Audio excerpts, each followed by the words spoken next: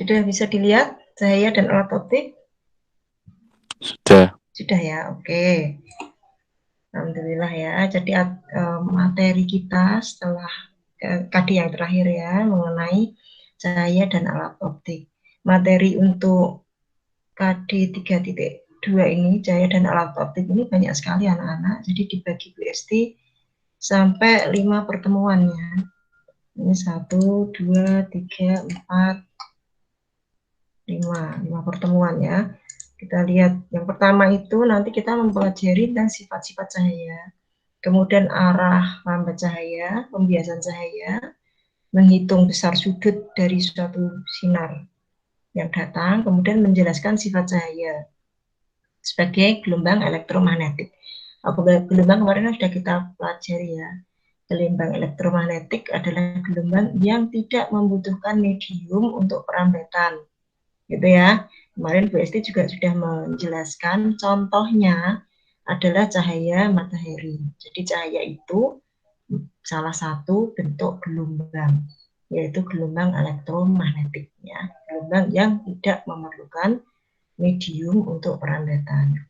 Nah, nanti untuk materi pertemuan kedua, ini kemungkinan habis lebaran ya anak-anak ya, itu menggambar pembentukan bayangan, ya, kemudian menjelaskan bayangan pada cermin datar ya, karena kita nanti mempelajari baik cermin datar, cermin cekung maupun cermin cembung nanti. Ya, cermin cekung ini cermin cekung, nanti pertemuan ketiga kita mempelajari tentang cermin cembung. Ya, mestinya kalian sudah sering ini juga ya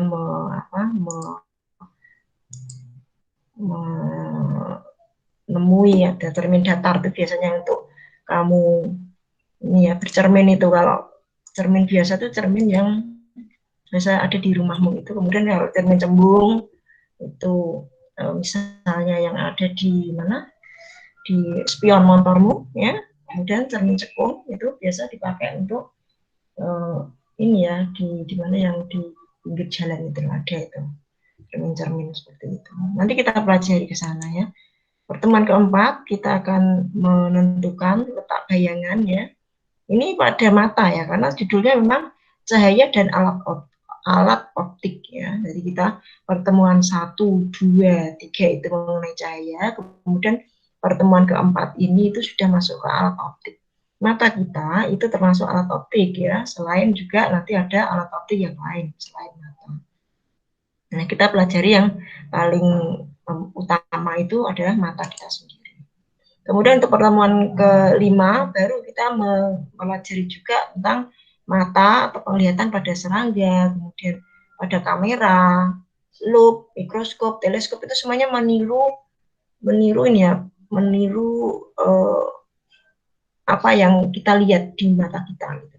Jadi, tekniknya itu meniru mata sebenarnya untuk pembentukan bayangannya loh ya. Nah nanti pada materi 3.12 ini nanti BSD akan memberikan tugas itu poster ya, tapi ini mempresentasikan nggak usah ya, kita mungkin membuat poster saja nanti, tapi masih pertemuan kelima masih nanti, tenang saja ya. Kemudian yang pertama ya, kita hari ini adalah materi pertemuan pertama, yaitu mengenai sifat cahaya. Jadi kita akan mempelajari mengenai sifat cahaya, pembiasan cahaya, dan hukum pemantulan cahaya. Nah, apa saja sifat-sifat cahaya ya kita lihat. Kelihatan nggak ini anak-anak? Kelihatan ya, agak kecil mungkin tulisannya.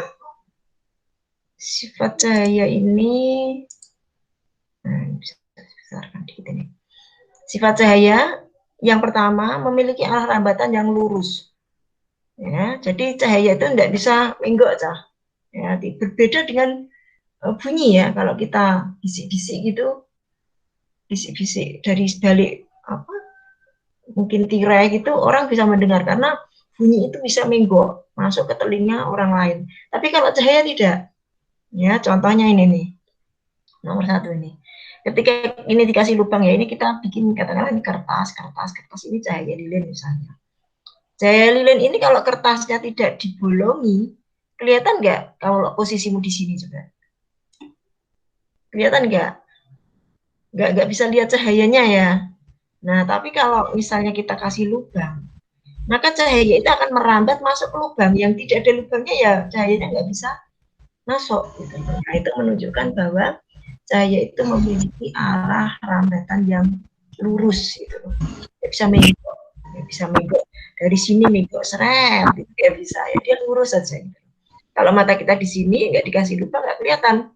Kalau kita kasih lubangnya kita geser, nggak bisa kelihatan kan gitu. Ya. Kemudian berikutnya adalah ini juga bisa dicontohkan ini. Nah, dia juga apa ya bisa menembus yang transparan. Nah, kalau kita ini ada gelas dikasih air gitu, kemudian kita sorot dengan senter, kalau airnya putih ya cahaya yang masuk akan penuh, tapi kalau misalnya airnya kopi gitu mungkin masih bisa nembus tapi hanya sedikit gitu cahayanya karena dia lurus saja gitu ya. Kemudian sifat cahaya yang kedua adalah dapat dipantulkan atau refleksi. Nah ini contohnya ya. Kalau kita nyorot ini ada cermin, ini ada cermin. Kalau kita nyorot cermin ke sini, maka cahayanya akan mantul ke sini tas gitu. Jadi di sini pun akan kayak kesorot gitu. Padahal enggak. Ini kita kasih cermin. Cermin itu kan ini ya apa bisa memantulkan gitu. Kalau tidak cermin bisa memantulkan enggak? Bisa, tetapi tergantung. Contoh ini ya. Kalau kamu misalnya di paving dengan di lantai yang keramik misalnya warnanya putih. Kalau sama-sama bisa memantulkan sebenarnya, tetapi kalau yang di paving itu karena dia gelap, maka dia cenderung menyerap cahaya. Sedangkan paving yang lantai keramik yang warnanya putih itu akan memantulkan sehingga rasanya terang. Gitu. Jadi bedanya hanya itu saja. Rumah yang baru dibangun belum dikasih cat, misalnya masih dikasih semen gitu, rasanya gelap gitu, ya kan? Tapi coba kita kasih cat yang terang, nah, rumah itu jadi kelihatan terang.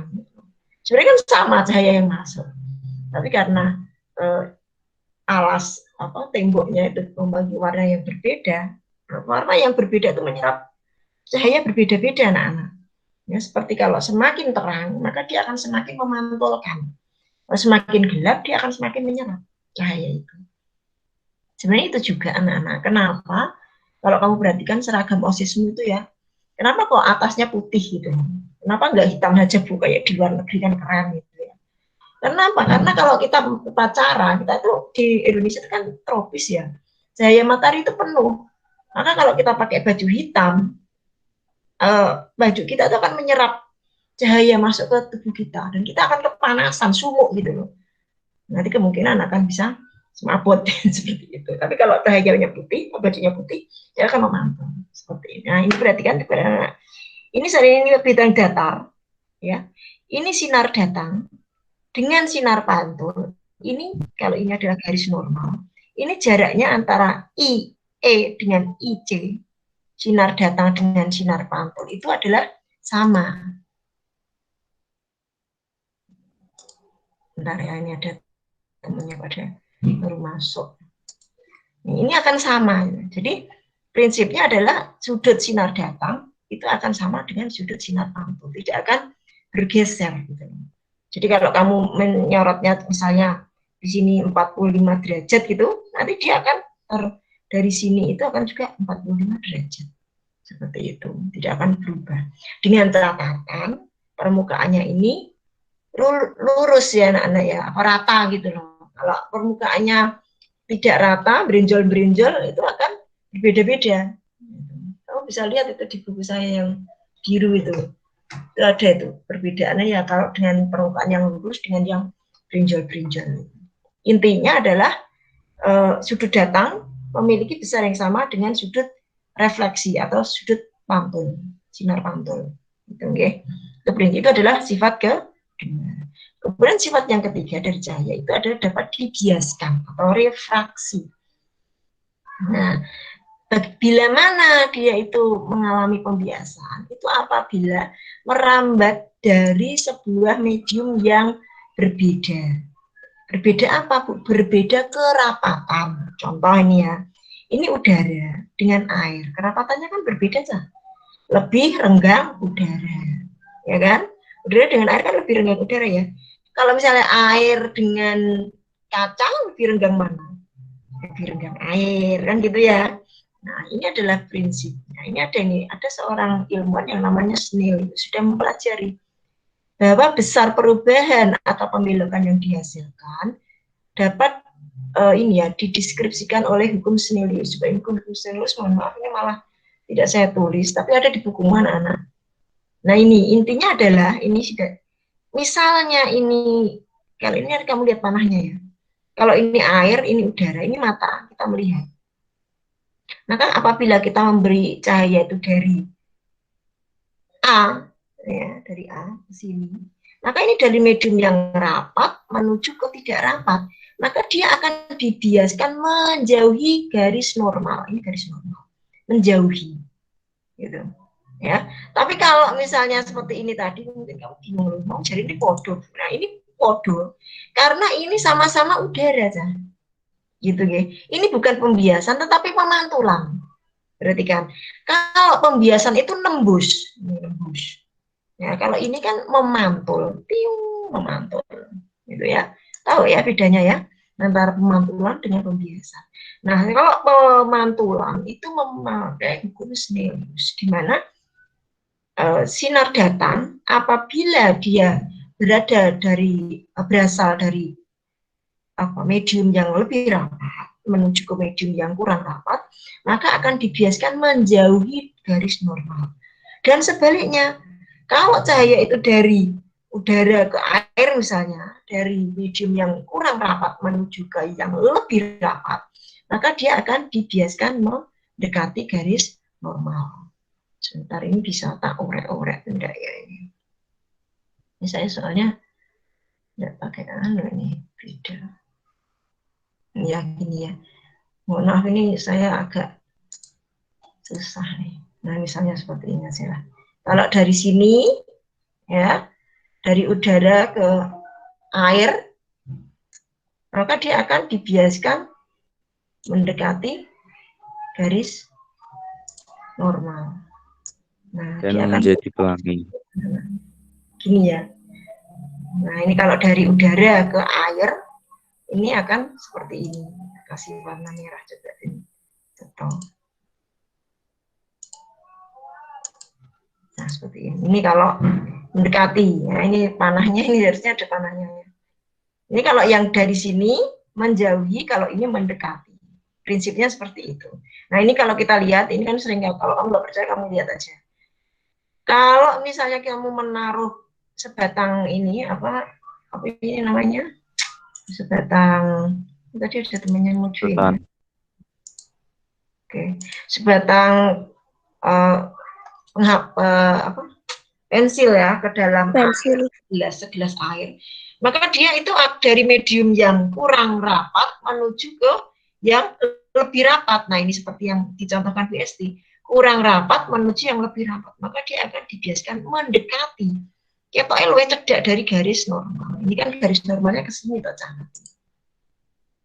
garis normalnya gini seret ini ya kan.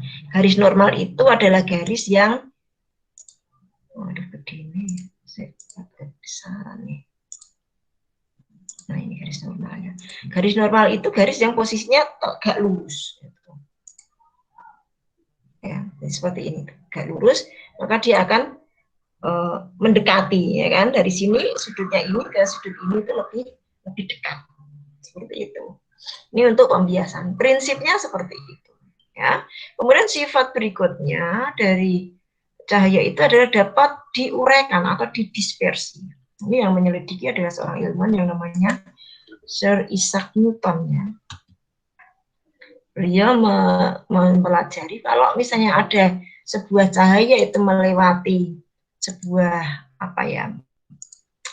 sebuah prisma, maka dia akan diuraikan atau dispersi. Ya. Ini bisa kamu lihat di mana, Cah?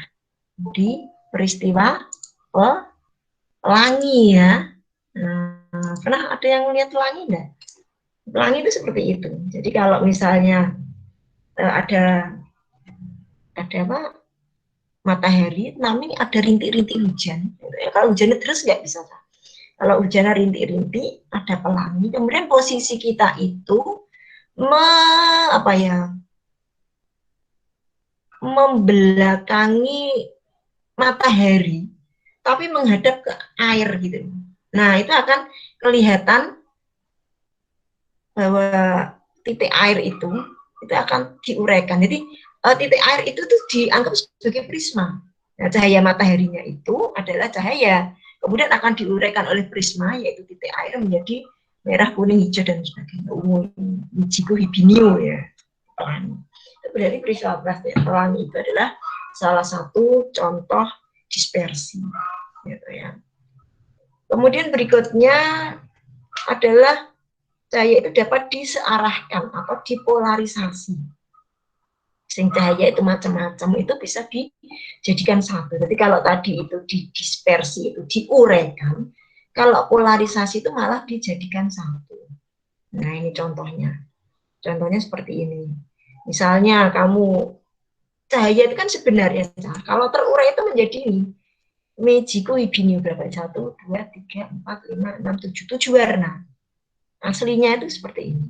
Tapi kan kalau kita lihat daun itu warnanya hanya hijau, ya kan? Kemudian kamu lihat apa misalnya, apalah, lihat buah-buahan misalnya tomat, warnanya hanya merah misalnya seperti itu, atau kuning. Hanya satu warna kita, padahal enggak. Itu hanya warna-warna yang dominan saat itu. Aslinya itu kalau lebih jeli, mata kita itu sering tertipu ya, itu akan terurai menjadi 7 warna sebenarnya. Cuma 7 warna ini memang tidak kemudian komposisinya sama ya, ada yang lebih dominan, ada yang tidak seperti itu. Kemudian kalau cahaya yang kita lihat di luar itu nggak ada warna-warni kan, kita yuk gak berwarna, malah kan biasa putih gitu, biasa wae. Tapi ternyata itu bisa diuraikan. Nah, contohnya tadi kamu bisa mencoba membuat ini ya, membuat pelangi sendiri sebenarnya itu. Bisa loh kita bikin pelangi pakai air disemprot di ini, di selang gitu, kamu pencet sedikit biar airnya bisa apa, rintik-rintik gitu ya, jangan besar, itu rintik-rintik, semakin kecil itu nanti pelanginya yang terbentuk semakin bagus. Jadi kamu menghadap, kamu membelakangi matahari, kemudian kamu pencet itu nanti akan kelihatan. Kalau memang tepat cahayanya, insya Allah kamu bisa membuat pelangi sendiri. Meskipun tidak sebagus pelangi yang di ini ya, nggak sebagus pelangi yang apa, yang di cerita-cerita gitu, nggak selalu seperti itu. Nah, ini kita kembali ke polarisasi. Polarisasi itu adalah penyatuan, gitu ya. Jadi ini cahaya yang belum terpolarisasi kita kasih polarisator, maka dia akan sehingga saling madep rono ini gitu, sehingga warnanya macam-macam, dia akan jadi satu. Terpolarisasi nih.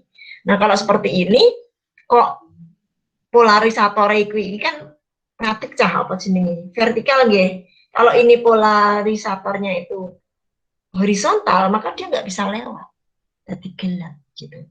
Kalau misalnya polarisatornya itu vertikal juga seperti ini, maka dia bisa melewati seperti ini. Contohnya adalah kacamata riben. Kamu punya ya kacamata riben, kacamata hitam itu loh.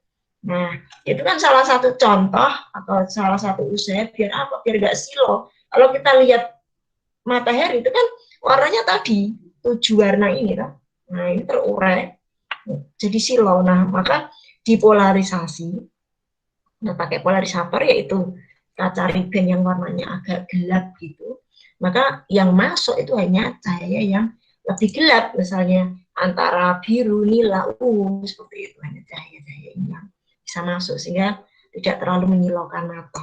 Seperti itu. Kemudian kaca mobil juga biasanya dibikin hitam gitu kan ya. Itu juga contohnya seperti itu. LCD TV, LCD TV itu juga salah satu contoh ini ya, polarisator. Kemudian juga gambar 3 dimensi, kalau kamu punya lihat gambar dimensi itu memakai prinsip polarisator. Seperti itu ya anak-anak ya. Mohon maaf, ada yang mau ditanyakan kah? Mungkin ada yang mau ditanyakan? Siapa? Silahkan. Insya Allah nggak ada. Nggak ada. Gitu ya, nggak ada yang ditanyakan. Saya juga ini ya, mohon maaf sekali karena buru-buru. Jadi nanti masih ada pertemuan 2, 3, sampai 5 nih. Nanti kalau misalnya kamu masih belum paham, bisa dicatat dulu, kemudian nanti ditanyakan ke Bu Esti. Jangan lupa, yang kemarin juga sudah Bu Esti sudah Bu Esti rekap nilainya, bisa kamu lihat, kekurangannya bisa dikirim ke Bu Esti.